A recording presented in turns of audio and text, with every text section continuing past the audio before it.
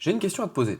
Comment rinces-tu tes films à la fin de tes développements? Si tu ne l'as pas déjà vu, j'ai déjà publié une vidéo sur cette chaîne qui résume les principales méthodes de rinçage pour tes films noir et blanc à la fin du développement et que tu peux retrouver en fiche ou en description. Mais depuis quelques mois, j'ai découvert un petit peu par hasard un nouvel outil qui ne me quitte plus pour rincer mes pellicules noir et blanc dans tous les formats. Aujourd'hui, je te propose donc mon retour d'expérience de cette cuve de rinçage qui a été fabriquée par Alexander de la boutique en ligne Under Red Light. Comme d'habitude, j'ai découpé cette vidéo en chapitres et on commence tout de suite par une présentation générale du produit. Avant toute chose, et c'est extrêmement important de le rappeler, l'étape de rinçage est primordiale dans tout développement argentique. Cette opération permet d'évacuer toute trace de produits chimiques et notamment le fixateur qui va permettre à long terme de mieux conserver tes négatifs. Et c'est exactement dans ce but que cette cuve de rinçage a été pensée. Le principe est assez simple. L'eau de rinçage va arriver par ici, en bas, via ce raccord, et va remonter tranquillement tout au long de la cuve pour finir par sortir par débordement.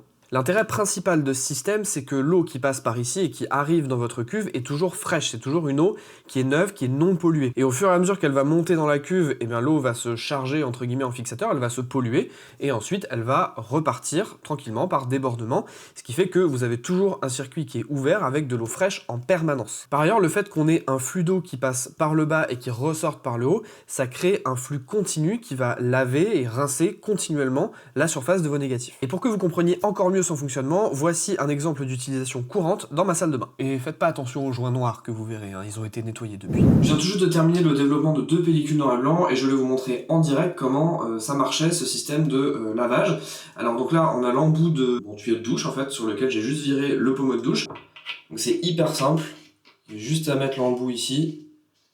Et ça vient se visser hyper facilement. Et donc là, l'étape d'après, ça va être juste de récupérer les spires qui sont là et qui sont encore dans le fixateur et de les mettre sur cet axe-là qui est fourni avec la cuve de rinçage et qui permet tout simplement en fait, de maintenir les films et d'avoir un espèce de panier en fait, avec toutes nos spires en un seul coup.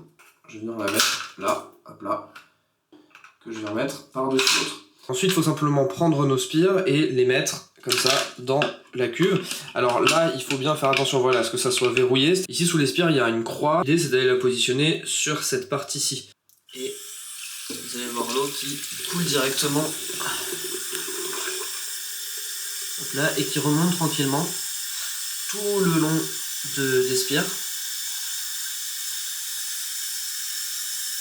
Et qui, une fois arrivé en haut, va se déverser tranquillement par gravité. Voilà. Ça fait bientôt 4-5 mois que j'utilise ce film washer sur l'intégralité de mes développements noir et blanc depuis début 2023, donc ça en fait quand même un certain paquet. Et donc je voulais aussi vous livrer quelques astuces ou conseils d'utilisation. Ce washer, vous allez pouvoir le laisser travailler tout seul, j'ai l'impression d'être en téléachat.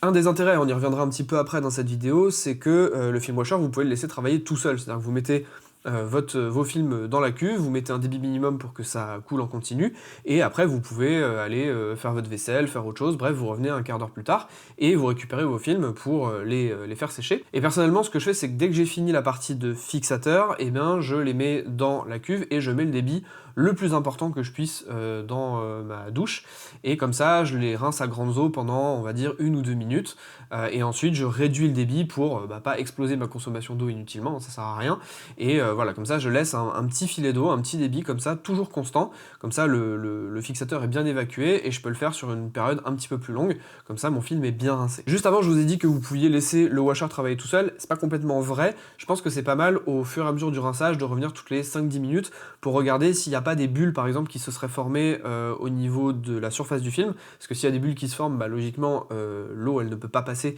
et elle peut pas correctement laver le film, donc faites attention de temps en temps, si vous avez des bulles qui se forment, vous avez juste à ressortir le panier, attendre que toutes les petites bulles éclatent et remettre tranquillement, éventuellement ressecouer un petit peu, mais voilà, ne laissez pas non plus le truc travailler pendant une demi-heure sans regarder, checkez de temps en temps. Encore une fois, sur mes derniers développements, ça ne m'a absolument pas posé de soucis, j'ai pas eu de création de bulles, mais je sais que sur certains ça l'a fait, donc faites quand même attention. Personnellement, je termine souvent mes développements avec un bain d'eau déminéralisée quand j'en ai en stock et un petit peu d'agent bouillant, ça c'est quasiment obligatoire. Par contre, le seul petit défaut de mettre de l'eau déminéralisée dans cette cuve-là, c'est que du coup, vous allez bouffer un espace mort ici, qui est en fait l'espace qui permet l'arrivée d'eau et ensuite le rinçage de manière homogène. Vous voyez, il y a plein de petits trous ici qui sont au fond, je sais pas si on les voit bien. hop là, mais voilà, il y a plein de petits trous ici. Donc bref, tout ça pour vous dire que vous avez un espace mort ici. Si jamais vous voulez faire un bain d'eau déminéralisée dans la cuve qui vous a servi au développement par exemple, c'est pas une mauvaise idée non plus. Passons maintenant à mon avis un petit peu plus général, on va dire, sur le produit, ce que j'en ai pensé, point positif, point négatif. Gros spoiler, il y aura qu'un petit point négatif parce que tout ce que j'ai à dire sur ce produit, c'est vraiment très chouette. C'est pas quelque chose qui est fondamentalement révolutionnaire, c'est-à-dire que ça existe globalement, dans les labos, ils ont des paniers, ils ont des choses comme ça qui existent. D'ailleurs, je vous avais montré un peu cette technique dans le reportage que j'avais fait sur Labo 1000, où en fait, quand on parle de la partie noir et blanc, Com utilise bien un panier avec toutes ces spires en inox. En soi, c'est pas quelque chose de compliqué ou de très nouveau, mais par contre, ça rend bien des services, faut être honnête. Déjà, en termes d'emballage, ce produit était impeccablement emballé. Quand je dis impeccablement emballé, c'est qu'il y avait du carton, de la mousse, de tout ce que vous voulez, qui protégeait à mort le produit. Je n'ai rien à dire là-dessus. D'ailleurs, la qualité de fabrication aussi, j'ai rien à dire dessus. Très honnêtement, c'est de la bonne facture. J'ai l'impression d'une espèce de plastique épais, je sais pas du tout ce que c'est comme matière, éventuellement je vous l'ajouterai si j'arrive à avoir l'information d'ici là. L'objet est assez lourd, c'est pas un truc qui est tout léger comme ça, comme une entre guillemets une pauvre éprouvette graduée qu'on peut utiliser des fois en chimie. Là c'est vraiment quelque chose qui est lourd, c'est bien fini, il y a des petites finitions, là vous avez des petits patins un peu anti-dérapants. Le raccord ici il est très bien intégré et il est en métal, c'est vraiment quelque chose de très solide. Pareil, il y a plein de petits détails, là les petits trous qui sont au fond ici qui permettent de faire un espèce justement de bullage, en tout cas que l'eau n'arrive pas de manière massive comme ça et qu'elle arrive en continu par petits filets, etc. Bref, tout ça pour dire que c'est un bon produit, en tout cas en termes d'emballage, de qualité de fabrication. Personnellement, il me va très très bien. La version que j'ai reçue de la part d'Alexander, c'est le petit modèle, parce qu'en fait il a deux modèles, un petit comme ça, qui permet théoriquement de faire 2 spires en 120. En général, j'ai pas souvent des développements qui nécessitent de faire plus de 2 spires, en tout cas en 120, et si je devais mettre du 35, je crois que c'est 4 ou 5 pellicules 35 que je pourrais mettre dans le même panier, donc ça c'est cool. Et ce qui est bien aussi, c'est que du coup depuis quelques temps, depuis le début d'année, si vous me suivez sur la chaîne, j'ai commencé à faire du plan film, et du coup j'ai une spire pour du plan film, et c'est pareil, cette spire elle passe parfaitement, donc ça c'est cool. Et j'ai déjà même fait un développement avec une spire pour plan film, donc qui est un peu plus grande, qui est de cette hauteur là à peu près, et une spire en 120, donc c'est cool, je peux même faire un peu de 120 en plus de mes plans films. Et puis c'est vraiment là l'intérêt aussi, c'est que ce genre de cuve, en fait, c'est une cuve de rinçage. Vous pouvez y mettre vos pellicules au fur et à mesure, il n'y a pas de souci. Si par exemple vous faites 2 développements dans deux cuves différentes, en fait vous n'allez pas avoir besoin de rincer dans 2 cuves différentes. Vous mettez toutes vos spires à l'intérieur, vous faites un rinçage global et ça se passe bien. Si vous avez 2 développements à faire l'un après l'autre, vous n'avez qu'une seule cuve, et du coup vous allez faire votre développement avec une première cuve, mettre la spire à rincer dans cette cuve là, et puis pendant que ça c'est en train de rincer, vous allez prendre votre cuve, la rincer, la remettre la sécher, et enchaîner sur votre deuxième développement, donc vous perdez pas de temps à être obligé de monopoliser la cuve de développement comme cuve de rinçage. Et pour vous donner un peu plus de précision sur la deuxième taille de spire, qui à mon avis est trop grande pour mon usage, c'est pour ça que j'ai préféré lui demander celle-ci, vous pouvez mettre jusqu'à 8 films 35 et 5 films 120, donc si vraiment vous faites des grosses sessions avec beaucoup de 120, beaucoup de moyens formats, où vous claquez un pack de pellicules, donc 5 bobines, là pour le coup ça peut être intéressant, parce que du coup au moins vous pouvez rincer tout d'un coup. Après il faut avoir les cuves qui vont derrière et tout ça bien sûr, mais voilà, vous avez 2 tailles qui peuvent s'adapter éventuellement à vos usages. Ah, et je l'ai pas précisé, ce système là, donc ce système de cuve prend en charge pas mal de systèmes de spire. Donc en fait moi j'ai que du Patterson, donc je l'ai testé que sur du Patterson, mais sur le site Alexander parle de système Jobo, 1500 series, de Kaiser, d'AP, etc.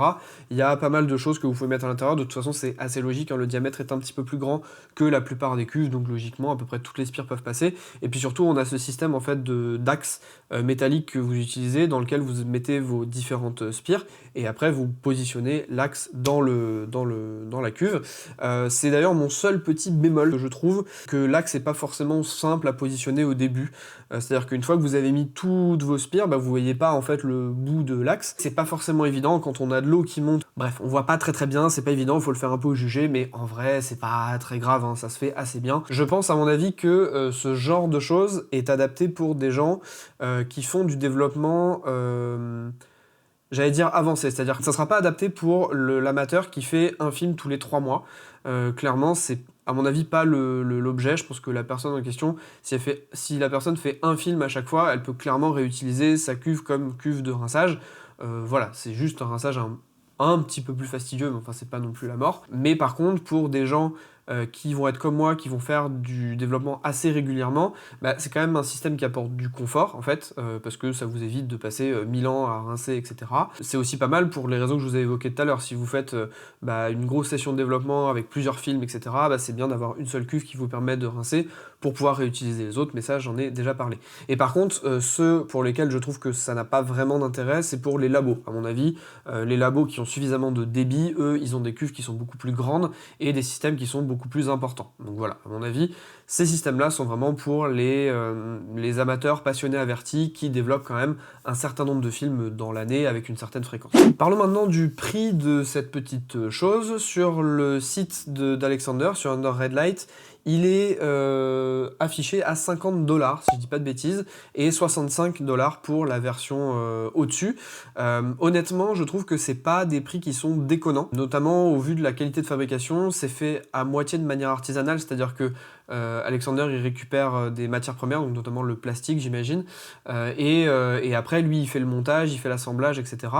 Honnêtement je trouve que c'est un prix correct voilà, pour ce type de choses, d'autant que c'est très bien fini et c'est très bien livré. Alors les frais de livraison, je crois que de mémoire ils étaient autour de 45 $ pour moi, donc quasiment le prix en fait du washer, mais il faut aussi avoir en tête que bah, les produits viennent d'Ukraine, Alexander est ukrainien, donc bah, au vu du contexte actuel c'est peut-être pas forcément évident tout le temps d'envoyer les produits.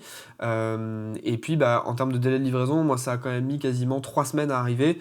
Encore une fois, probablement lié au contexte actuel en Ukraine. En vrai, pour des passionnés d'argentique, mettre 100 € dans un système comme ça, bah en fait, ces 100 €, c'est quelque chose qu'on est potentiellement amené à mettre sur d'autres produits, sur d'autres accessoires argentiques. Donc en vrai, ça me choque pas du tout. Si le film washer dont je viens de vous parler vous intéresse, n'hésitez pas à aller faire un tour sur la boutique d'Alexander, donc Under Red Light, pardon. Je vous ai mis les liens dans la description de toute façon. Sachez qu'Alexander propose également d'autres produits de sa gamme. Là, vous avez les film washers donc pour les pellicules, mais vous avez aussi des print washers pour les tirages. Donc ça, c'est pareil, c'est quelque chose qu'on évoquera dans une autre vidéo puisqu'il m'a envoyé un des modèles pour du format 10x15, donc je testerai ça dans une prochaine vidéo. N'hésitez pas à me dire en commentaire d'ailleurs si ça vous intéresse. J'en profite enfin pour remercier Jérôme Michaud qui, par le biais d'une story qu'il a fait un jour, m'a fait découvrir par hasard Under Red Light et Alexander. Et bien sûr, je remercie Alexander qui a accepté de m'envoyer les produits gratuitement. Alors j'ai quand même payé les frais de port, mais les produits ne m'ont rien coûté. En échange de vidéos, bien sûr, et si le produit me plaisait, je pouvais bien entendu les garder. Donc ça c'est cool, merci Alexander. Et comme ça au moins je suis transparent avec vous et vous savez d'où je parle entre guillemets. N'hésite pas à me donner ton avis en commentaire et à me suivre sur les réseaux sociaux @capteur-argentique. En attendant, moi je te dis à la prochaine et surtout